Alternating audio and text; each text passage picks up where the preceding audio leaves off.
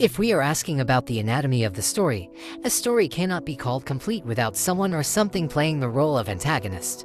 Just like Classroom Elite, even though we already have more than 30 volumes with all kinds of antagonists in them, one question remains the same and is still left unanswered, which is, who is the real antagonist of this story? The name Atsuomi must have come in an instant, but some other candidate like Kijima or Tsukishiro cannot be left out of the debate. But before we talk about it, let's try to define the word antagonist in the first place. If we take a word from Glenn Strathy, readers love to see the main character who faces a hard challenge, and it's the antagonist's job to make the situation harder. An antagonist is the one who prevents the main character from easily reaching their goal, and even though they are often called the villain or the evil guy, antagonist doesn't need to always be the bad guy, and sometimes doesn't even need to be a human. An antagonist could be nature, a supernatural phenomenon, or even a system or tradition, and even if the antagonist is a human, they do not necessarily need to be evil. Needless to say, it's pretty common to have multiple antagonists in a single story, and they could also come and go whenever the plot needs them to exist. And now let's have a look at our protagonist, Ayanokoji Kiyotaka. Back in the first volume, Ayanokoji's goal was actually very simple, which is to live a normal high school life. However, the one who prevents his goal is none other than the school system, because in this school having a normal life could only be achieved if you have the ability to make it happen. It was indeed quite an unusual enemy, but the next volume introduces us to a more solid antagonist who was the very definition of a villain, which is Riwen Kakeru. The second volume up to volume 7 had a very clear antagonist, and even when Riwen collapsed in volume 7, they immediately shifted the antagonist role to Sakayanagi. Both of them tried their best to prevent Ayanokoji's normal school life, and that's why they perfectly fit the role of antagonist. In its very definition, an antagonist exists to bring a conflict and pressure, because without both of them, the true character of the protagonist will never be revealed to the readers. The bigger the pressure, the bigger the revelation will be, and we have seen it happen in the uninhabited island exam, where Ayanokoji chose to face the island alone even though that is something he usually will never do. Little by little, the antagonist forced Ayanokoji to reveal more of his nature, so we could say that the antagonist in Classroom Elite has done a great work in their job, at least until Yagami got expelled. However, the situation becomes a bit weird in Volume 8 and so on, because not only do we not get a clear picture of who the antagonist is, but Ayanokoji also doesn't seem to have a goal that the others try to prevent.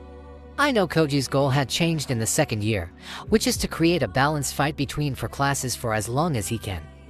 He tried to push the class leaders to the best of their ability, but the problem is, that goal of his doesn't seem to contradict anyone to the point they try to stop him, unless maybe Sakayanagi. No one prevented Ayanokoji from doing anything, and no one was strong enough to put any pressure on him, so we could say that the latter half of the second year doesn't have any antagonist. However, let's try to see the latter half of the second year from a different perspective. If we are talking about someone who tried to prevent the others from achieving their goal, or someone who put a lot of pressure and conflict to reveal the true face of the characters, then Ayanokoji surprisingly fits both of the criteria. This had been shown clearly in how he handled Ichinose. From his class perspective, it would be better if Ichinose just dropped out from the competition, but not only does Ayanokoji keep her afloat, he keeps pressuring her to show her true colors, which surprisingly becomes the worst nightmare of Horikita. It becomes more apparent in the third year arc, because since every class wants to reach Class A in the easiest and quickest way possible, Ayanokoji keeps playing with everyone's results to make sure the four-class battle wouldn't end so early, so we could say that Ayanokoji is currently the enemy of every class, including his own. If we take a look more into Ayanokoji's character, he is the one who we usually call an anti-hero, which means a person who actually did the right thing, but the method or the reason behind it is most of the time questionable. It's easy to mistake an anti-hero for the villain, and it's also not impossible for an anti-hero to actually become one. Needless to say, some of Ayanokoji's actions are hard to justify, and even though we could say he did it for his class, he ended up betraying his own class and moved to the lower class. From an outsider's perspective, Ayanokoji is neither justice nor evil, but just a chaos factor that could become anything depending on what he wants. So even though he is the protagonist of this story, he is the villain in anyone else's story. If we start to think Ayanokoji is the antagonist, the writing style of the third-year arc starts to make so much more sense. As you can see, the story that usually only followed Ayanokoji is now divided between Ayanokoji and Horikita. The choice to make Horikita the second protagonist somehow makes more sense because ever since Volume 1 of the second year, Ayanokoji has built Horikita the way he wants. From what we have seen from Ayanokoji's actions, Ayanokoji is actually raising his own enemy throughout the second year arc, and with the exception of Ichinose, he is now enjoying the result of his farm. To put it simply, Ayanokoji wanted Horikita and the others to defeat him, and if Horikita is indeed prepared as the true protagonist of the third year, then there will be no other word that could describe Ayanokoji other than the antagonist, aka everyone's enemy. It's normal for a story to change the antagonist, so it wouldn't be weird if the protagonist also changed, and the anti-hero became the villain.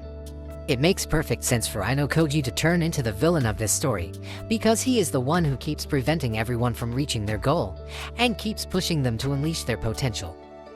With that being said, Horikita is now the protagonist, and Ayanokoji is the villain who prevents her from reaching her goal. However, the line between antagonist and protagonist is indeed kind of blurry. We cannot really call Ryuin an antagonist when he keeps getting his ass beaten by Ayanokoji, and of course we cannot really call Ayanokoji an antagonist when he is just doing his best for his class to rise through the rankings.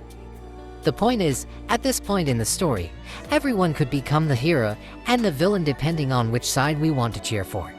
If I want to quote Doflamingo from One Piece, neither side is justice or evil, because at the end, the winner is the one who will become the justice.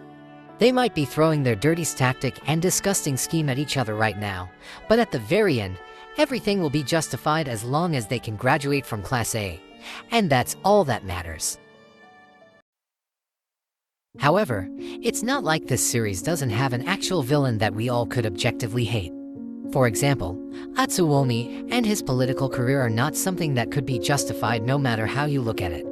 The White Room itself already caused a lot of children to break and get lifelong trauma, and if you have seen how Atsuomi treated his own son and what he planned to do, I think we all could agree that this guy is the real villain that everybody needs to hate. If a villain exists to prevent the main character from reaching their goal and put pressure on them, Atsuomi actually fits both criteria since he was sending Tsukishiro and the White Room student to expel Ayanokoji. However, since the newest development proved that it was Atsuomi who wanted Ayanokoji to enroll at ANHS, and since Atsuomi's current goal is actually aligned with Ayanokoji's, his role as the villain starts to blur. The other candidates like Kijima, Ishigami, or even Tsukishiro are also still shrouded in mystery. At the current state of the story, we could say that Classroom Elite doesn't have an actual villain, and everyone just does what they usually did, which is compete with the other classes. At least before we get more action from people behind the scenes, this kind of format will keep accompanying us until they graduate. Of course, having an actual antagonist has its own merit, but not having a clear antagonist could also mean we can see every side from a better angle. Right now we could cheer for Ryuin because he's no longer a bastard like he was in Volume 7, and we could also hate Ichinose because he's no longer an angel that we knew. In the end, antagonist and protagonist are merely a status, but what matters the most is to enjoy the story however we like.